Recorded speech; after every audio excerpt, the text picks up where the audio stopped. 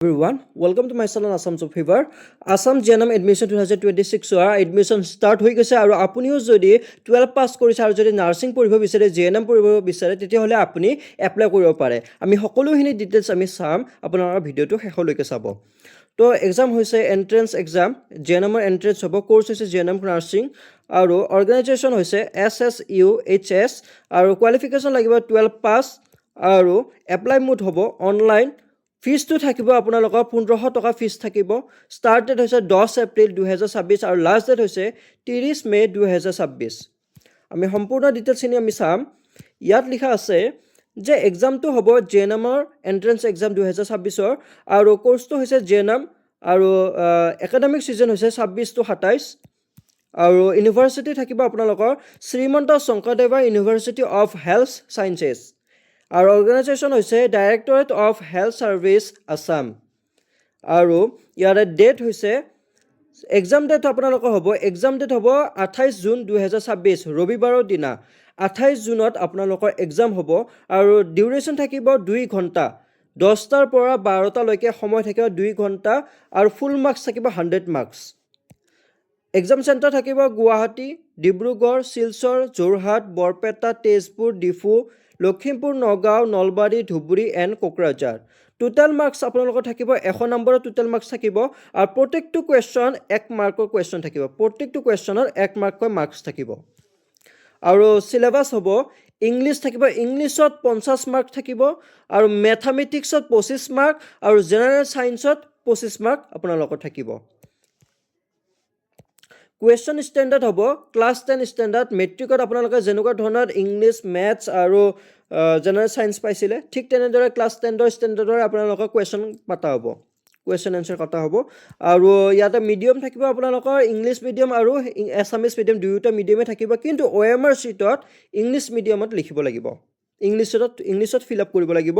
আৰু ইয়াতে কোনো ধৰণৰ নেগেটিভ মাৰ্কিং নাই নো নেগেটিভ মাৰ্কিং ফৰ ৰং এনসাৰ্স কোনো ধৰণৰ নেগেটিভ মাৰ্কিং নাই যদি আপোনাৰ ভুল হয় তে 0 মাৰ্কস পাব কোনো ধৰণৰ নেগেটিভ মাৰ্কস নাই তো এইটো ভালে হয়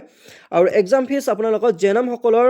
যি সকলে JNM ত এপ্লাই কৰি আছে তেওঁলোকে কোনো ধৰণৰ নন ৰিফান্ডেবল হয় আপোনালোকৰ পইচাটো ঘূৰাই নাপায় আপুনি যেটো পেমেন্ট কৰিব হেতু কোনো ধৰণৰ ঘূৰাই নাপায় সকলোখিনি পে হৈ যাব আৰু যি সকলে PWD মানে যি সকলে ফিজিক্যালি হ্যান্ডিক্যাপ আছে তে সকলে যি সকলে 40% মিনিমাম 40% বা ওপৰত ফিজিক্যাল হ্যান্ডিক্যাপ আছে তেওঁলোকে কোনো ধৰণৰ ফিজ দিব নালাগে কোনো ধৰণৰ ফিজ দিব নালাগে এলিজিবিলিটি ক্ৰাইটেৰিয়াখিনি আমি চাম সিটিজেনশিপ আপুনি হ'ব লাগিব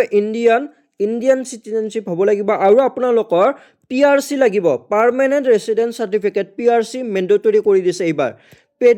PRC মেন্ডেটৰি কৰি দিছে আপোনাৰ PRC থাকিব লাগিব তেতিয়াহে আপুনি এপ্লাই কৰিব পাৰিব নহলে ৰিজেক্ট হৈ যাব PRC আপোনাক মাষ্ট বি লাগিবই আৰু মিনিমাম আপোনালোকৰ মিনিমাম 17 বছৰ হ'ব লাগিব মিনিমাম 17 তলত হলে নহব 17 বয়স হ'ব লাগিব আপোনাৰ বয়সটো এবাৰ হিচাপ কৰি চাব আৰু ইয়াতে কোৱালিফিকেশন বিচাৰিছে 12 পাস বিচাৰিছে লগতে 40% মাৰ্কস থাকিব লাগিব আপোনাৰ ক্লাস 12ত 40% মাৰ্কস থাকিহে আপুনি পাস হলেহে আপুনি ইয়াতে এপ্লাই কৰিব পাৰিব যদি আপুনি 30% বা 35% যদি পাই কেনে পাস হৈছে তেতিয়া হলে এপ্লাই কৰিব নোৱাৰে আপুনি 12ত পাস হয় 35% পাস হলে নহব ডাইৰেক্ট 40% ইয়াতে মাষ্ট বি লাগিবই 40% পাস হলে মিনিমাম 40% থাকিলে আপুনি ইয়াতে এই JNM কোৰ্সৰ বাবে আপোনালোকে এডমিশন ল'ব পাৰিব এপ্লাই কৰিব পাৰিব ইয়াত আপোনাৰ ST বাবে ৰিলেকশন দিছে SC/ST candidates get a 5% reduction in qualifying marks as per INC norms তাৰ মানে আপোনালোকে যদি SC বা ST যদি হয় তেতিয়া হলে 5% লৈকে আপোনালোকে ৰেহাই পাব মানে যদি আমি জেনাৰেল বিলাকে 40% লৈ পাস কৰিলে আমি এপ্লাই কৰিব পাৰিম বা এডমিশন ল'ব পাৰিম যদি আপুনি SC/ST হয় তেতিয়া হলে আপুনি 35% পালেও হ'ব 35% যদি পাইছে ক্লাস 12ত তেতিয়া হলে আপোনালোকে এডমিশন ল'ব পাৰিব আৰু মেডিকেলি আপুনি ফিট থাকিব লাগিব ইয়াতে লিখি দিছে মেডিকেলি ফিট থাকিব লাগিব আৰু কেনে ধৰণে এপ্লাই কৰিব আপোনালোকৰ লিংক দি দিম ইয়াৰে লিংকত গৈ আপোনালোকে ডাইৰেক্টলি ক্লিক কৰি লিংকটোত ক্লিক কৰি ডাইৰেক্টলি ইয়াতে এপ্লিকেশন যেটো ফৰ্ম আছে ফৰ্মখন এপ্লাই কৰি ফৰ্মখন ফিল আপ কৰি আপোনালোকে ডাইৰেক্টলি সাবমিট কৰি দিলে আপোনালোকৰ এপ্লাই হৈ যাব আৰু আপোনালোকে এডমিশনৰ কাৰণে ৰেডি হৈ যাব বা আপোনালোকৰ এন্ট্ৰেন্সৰ বাবে আপুনি ৰেডি হৈ যাব এণ্ট্ৰেঞ্চ পাছ হ'লে আপোনালোকৰ এডমিশ্যন হ'ব তো ইয়াতে এপ্লাই ডেট হৈছে ষ্টাৰ্টিং ডেট 10 এপ্ৰিল 2026 আৰু লাষ্ট ডেট হৈছে 30 মে 2026 30 মে'ৰ আগত আপোনালোকে ফৰ্মখন ফিল আপ কৰি থৈ দিব 30 মে'ৰ পাছত হ'লে নহ'ব 30 মে'ৰ আগত ফৰ্মটো ফিল আপ কৰিব লাগিব আৰু এডমিট কাৰ্ড ইছ্যু হ'ব আপোনালোকৰ 14 জুন 2026 14 জুনত এডমিট কাৰ্ড ওলাব আৰু এণ্ট্ৰেঞ্চ এক্সামটো হ'ব 28 জুন 2026 28 জুনৰ দিনা আপোনালোকৰ এণ্ট্ৰেঞ্চ এক্সাম হ'ব